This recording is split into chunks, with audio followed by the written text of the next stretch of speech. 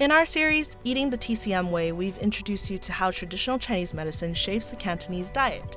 You've met chefs, home cooks, and TCM practitioners.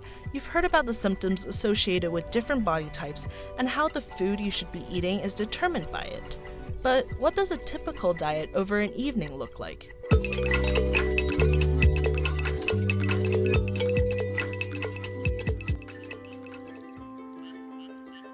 Imagine you're on your way home after a long day of work. Before arriving home, you make a stop at a herbal drink shop, which are unique to this region, and down a bowl of herbal drink to get a boost in your body.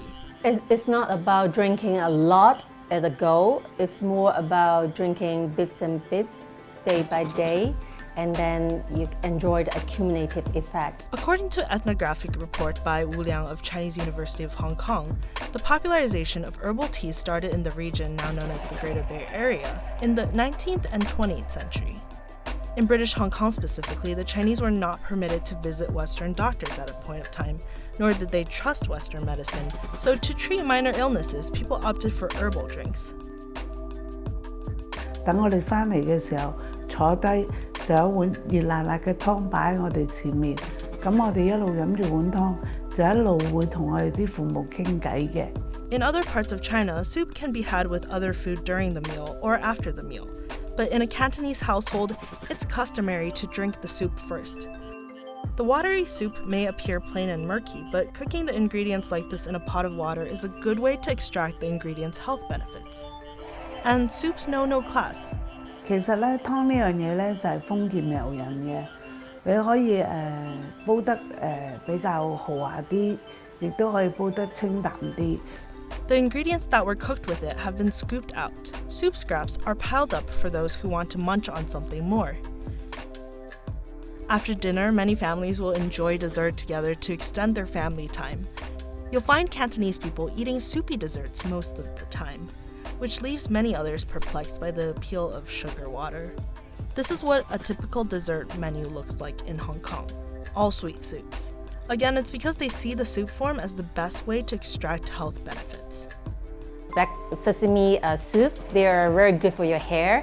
The red bean soup is good for the blood flow, replenishing your blood, especially when they add the tangerine peel. After a satisfying dessert, an evening of nourishment comes to a close.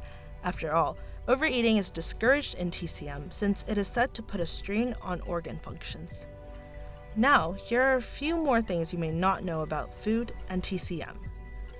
People's understanding of food is informed by TCM, sometimes even subconsciously.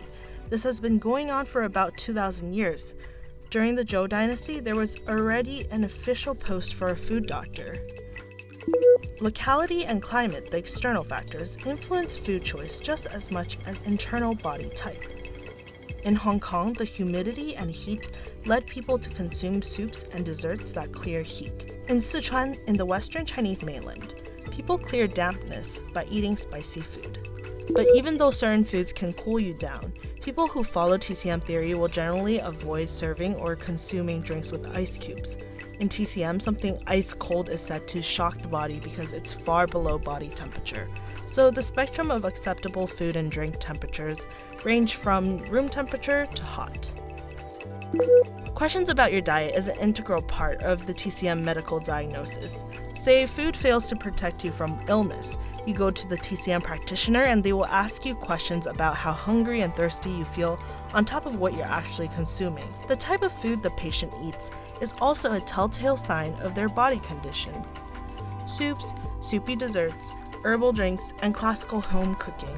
The everyday diet of Cantonese people starts to make a lot more sense when you look at it through the lens of TCM. To learn more, you'll find the links of the previous episodes in the description below. Thanks for following the series, and don't forget to subscribe to Taste Buds.